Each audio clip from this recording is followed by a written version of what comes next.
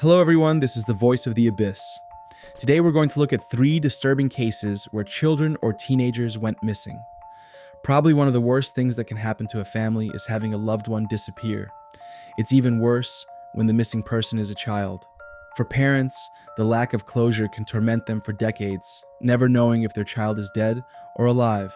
Let's begin. Case 1. Tara Calico. On September 20th, 1988, 19-year-old Tara Calico left her home for a routine bike ride. This wasn't unusual for Tara. She did this route several times a week. She was very athletic and enjoyed frequent rides through Valencia County, New Mexico. Usually Tara rode with her mother, Patty, but on one occasion, Patty had noticed a suspicious pickup truck following them. She was sure that whoever was driving it was stalking them. This incident scared Patty so much that she stopped riding altogether, but she couldn't convince Tara to do the same. From that moment on, Tara rode alone. Her mother tried to persuade her at least to carry pepper spray for protection, but Tara, thinking her mom was being paranoid, brushed off her concerns. It was a Tuesday morning around 9:30. Tara packed her yellow Walkman and borrowed her mother's bike. She told her mom she would take her usual route, but asked her to pick her up at a predetermined spot on the highway if she didn't make it back home by noon. That would be the last time Tara Calico's family ever saw her. When Tara didn't return, her mother assumed she had a flat tire or something similar and went to the meeting point to pick her up. But Tara was nowhere to be found. This was very unlike her, and Patty's concern grew quickly. She decided to drive along her daughter's usual route, but just as she feared, there was no sign of Tara. It was as if she had vanished into thin air. The police were alerted, and after a search, they found parts of Tara's yellow Walkman scattered along the roadside. Later, a cassette was discovered nearby. Patty thought this could have been Tara's attempt to leave a trail of her belongings, like breadcrumbs, to lead them to her location. But for some reason, the police didn't believe that was the case. Until the day she died, Patty remained convinced that this was a grave mistake on the part of the authorities. As word of Tara's disappearance spread, witnesses began to come forward. They said they had seen a girl on a bike being closely followed by a light-colored pickup truck. Unfortunately, there wasn't much else to go on, and authorities couldn't uncover further details. Tara remained missing, and there were no major developments until several months later, on June 15th, 1989.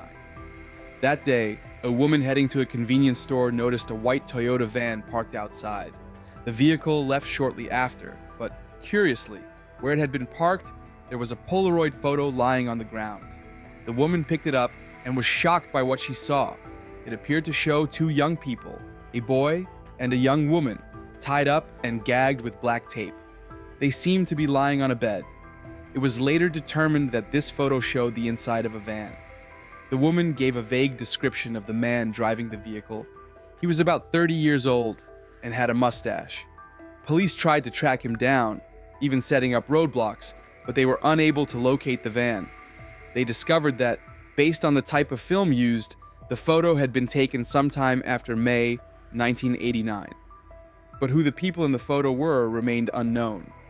In July, the photo was shown on a TV program called A Current Affair. Shortly after, Tara's mother, Patty, was contacted by friends who had seen the program and were convinced that the girl in the photo could be her missing daughter. At the same time, another family became convinced that the boy in the photo could be their missing son, Michael Henley. He too was from New Mexico. Michael had gone missing in April 1988 while hunting with his father, so for a while it seemed that the 2 cases might be connected. Michael's and Tara's parents met with investigators, and after examining the photo in more detail, Patty became convinced that the young woman in the picture was her daughter. Tara had a distinctive scar on her leg from a car accident, and the girl in the photo had a similar mark. In addition, the book visible next to the girl in the photo was My Sweet Adrena by V.C. Andrews, and that was one of Tara's favorite books. Everything seemed to point to the girl in the photo being Tara Calico. The photo was analyzed by several investigators, but the results were inconclusive. Scotland Yard confirmed that they believed the woman in the photo was Tara, while the Los Alamos National Laboratory concluded that it could not be her. They said the eyebrows and jawline of the woman in the Polaroid differed from Tara's appearance. Patty thought this was wrong. She said that after months in captivity, her daughter's appearance probably would have changed. The FBI also analyzed the photo, but their results were inconclusive as well. 2 years later, in June 1990, the body of Michael Henley was found.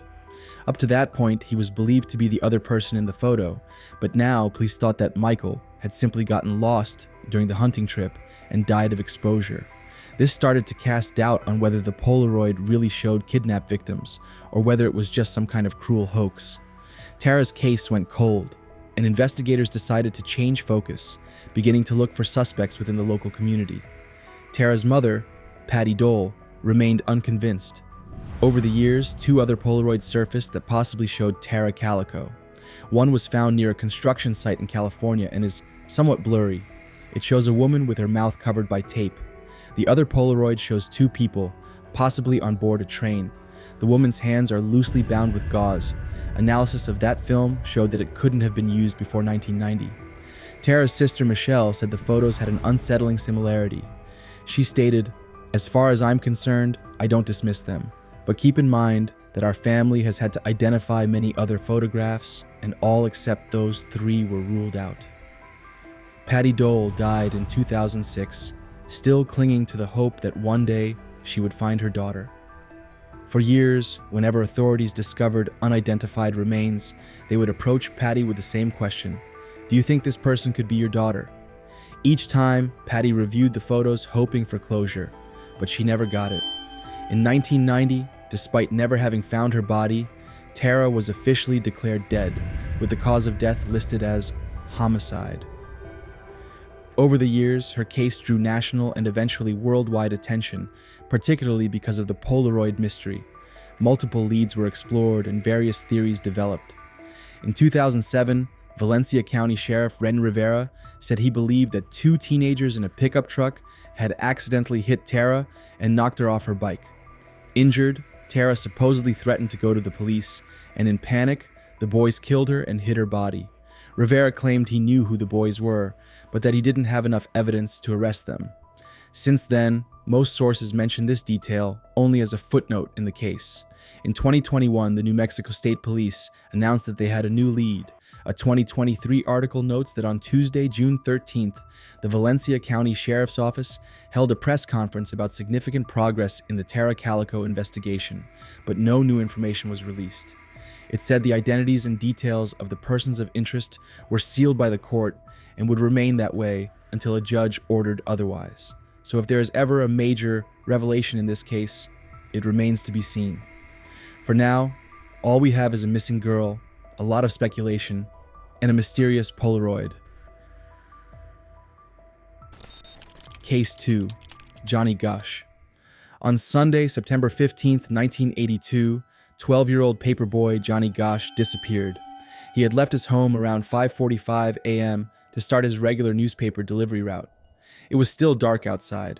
Normally, Johnny delivered papers with his dad, but this time, his only companion was the family dog. Around 7:45 a.m., the family received a call from someone complaining about not having received their paper that morning. Johnny had never received a complaint before. In fact, he was one of the most reliable paper boys. John, Johnny's father, went out to look for his son. He soon found Johnny's red wagon with a pile of undelivered newspapers inside. Nearby, on the sidewalk, rubber bands were scattered, but there was no sign of Johnny. Thinking his son might have decided to ditch the papers to go play, John finished his son's deliveries in the neighborhood. Later that same day, the dog Gretchen returned home alone, and the family grew seriously worried. They reported Johnny's disappearance to the police, but shockingly, the law at the time didn't allow someone to be considered missing until 72 hours had passed, with no exceptions for missing children. Eventually, the police did get involved. At first, they worked under the theory that Johnny had simply run away, but then a witness came forward. He said he had seen a blue car and a suspicious man talking from it. The situation seemed so strange that the witness memorized the license plate, but later he couldn't recall it. This witness, John Rossi, eventually underwent hypnosis to try to recover details about the car and the strange man, but unfortunately, he wasn't successful. Meanwhile, Johnny's mother, Noreen, grew increasingly frustrated and eventually decided to hire private investigators. They concluded that Johnny hadn't run away, but had most likely been abducted. They suggested he had been sold to organized criminals involved in human trafficking. Official authorities dismissed this theory, claiming there was no evidence to support it, but the idea stuck in Noreen's mind. The police apparently had no leads, although some unusual things happened in the following years. In March 1983, a woman in Oklahoma saw two men chasing a boy. The boy ran up to her and pleaded, "Please, lady, help me. My name is John David Gosh." I'm recording this as I edit the video because I wanted to dig a little deeper into this. The only thing I found was an article saying Johnny's mother believes there have been at least 15 sightings of him since his disappearance. One of them is the story I just mentioned. Investigators believe that on 4 or 5 occasions, Johnny actually identified himself to members of the public. One case happened in a southwestern state last March. A boy believed to be Johnny ran up to a woman near a small shopping center just off a highway and said, "Please help me. I'm John David Gosh." The woman said a man chased the boy and twisted his arm behind his back. The boy broke free again, according to the woman, but the man caught him once more, and they crossed a nearby field together. She thought they entered the back of an apartment complex, but apparently they returned to their vehicle and left. Although the woman alerted police, they found nothing and assumed it was just a father disciplining his son. It wasn't until the woman saw Johnny's photo on a missing children's TV program in October that she made the connection. It's unknown if there was any further follow-up on this case after she realized she had seen Johnny Gosh. There was also said to be another incident at a truck stop gas station out west late last summer. A young boy managed to approach some customers and said something like, "I'm Johnny Gosh," before a man took him away. The article also mentions several phone calls received from people claiming to be Johnny trying to contact his mother.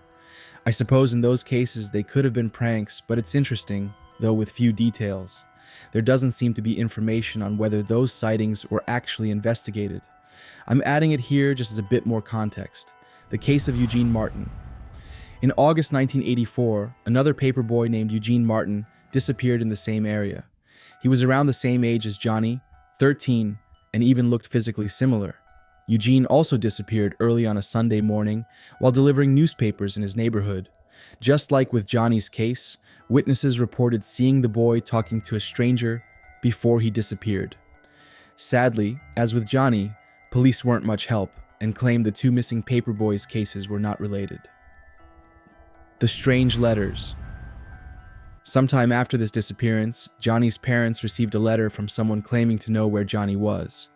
According to the letter, the sender had worked as a guard at a biker club involved in trafficking children.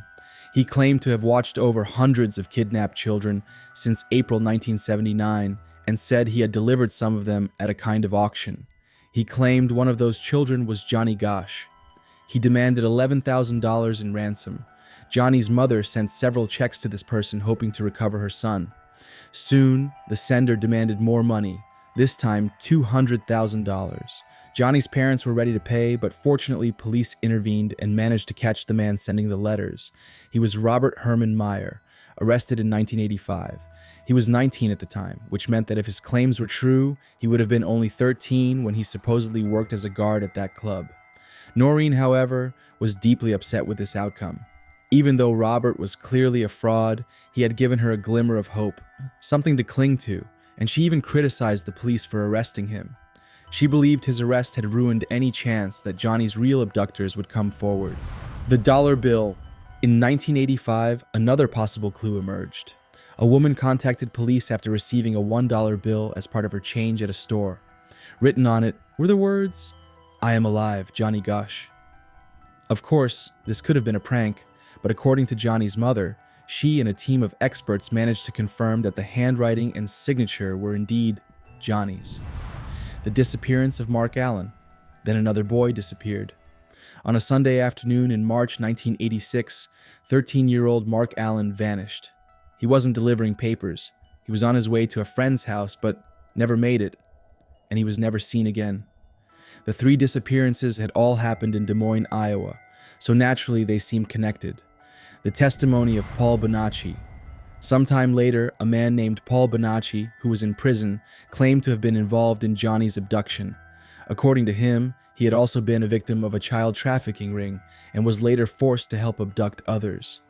In an interview with a local newspaper, Bonacci said that after the kidnapping, Johnny was kept in a house in Iowa, about 3 hours from his home. Bonacci claimed he saw Johnny again 4 years after the abduction in another trafficking house, this time in Colorado. Police believed he was just another scammer. However, it turned out Paul seemed to know details about Johnny that weren't public. While a birthmark on Johnny's chest was common knowledge for anyone following the case, Bonacci described a scar on Johnny's leg, a horseshoe-shaped mark on his tongue, and even the way Johnny stuttered when he was nervous. None of these details were public knowledge. Johnny's mother became convinced Bonacci was telling the truth, but police showed no interest. This was because they had interviewed Bonacci's brothers and established that he couldn't have participated in the abduction that morning since he was in Nebraska. That day, the case went cold again, and many years passed. In 1999, Noreen made a shocking revelation. According to her, 2 years earlier, in 1997, Johnny had come to her house. She said she was woken up in the early hours by knocking at the door. Looking through the peephole, she saw 2 people on the doorstep, and one of them looked like Johnny. When she opened the door, he confirmed that it was him. To prove it, he showed her a birthmark on his chest, although Noreen said she didn't need it. She recognized him the moment she saw his face, even though 13 years had passed since she had last seen him. The other person was an older man Noreen didn't recognize. She and Johnny spoke for about 90 minutes. Later, she said Johnny begged her not to contact the police, insisting that doing so would put them all in danger. She said that every time Johnny spoke, he would look at the other man first, as if seeking permission. When she asked what had happened to him, Johnny supposedly told her he had been kidnapped and forced into human trafficking. When he grew too old to serve his captors, they let him go. He also claimed that many powerful and influential figures were involved in the operation. He didn't tell her where he lived or where he was going, and once again insisted she not call the police. Then they left, and she never heard from him again. To add more confusion, by that point, Johnny's parents were already separated. When asked about it, Johnny's father said he didn't believe the encounter had happened. According to him, apparently she just wants more publicity or whatever so she can go on a talk show where it's hot. This suggested that over the years, Noreen had become an unreliable witness. Noreen's book. In 2000, Noreen self-published a book titled Why Johnny Can't Come Home. Reading the book, it's clear that since her son's disappearance, she had gone deep down a rabbit hole. She wrote about MKUltra, satanic mind control cults, and a mysterious group called the Finders that supposedly kidnapped children. The book also recounts how, just before Johnny disappeared, she had seen him talking to a mysterious police officer.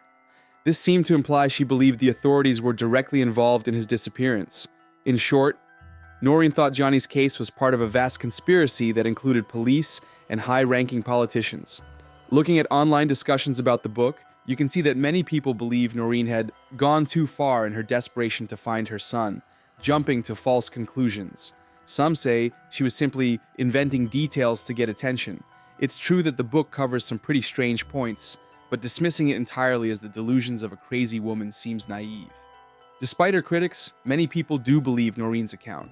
It's a book worth reading and drawing your own conclusions. Up until 2024, she continues publishing updated editions of the text. The 2006 photos. In September 2006, another twist occurred. A package with several photographs was left at Noreen's doorstep. Among them were images of boys bound and gagged. In one of these photos, Noreen claimed she recognized her son Johnny. At first, this seemed like a major breakthrough, but authorities quickly dismissed it.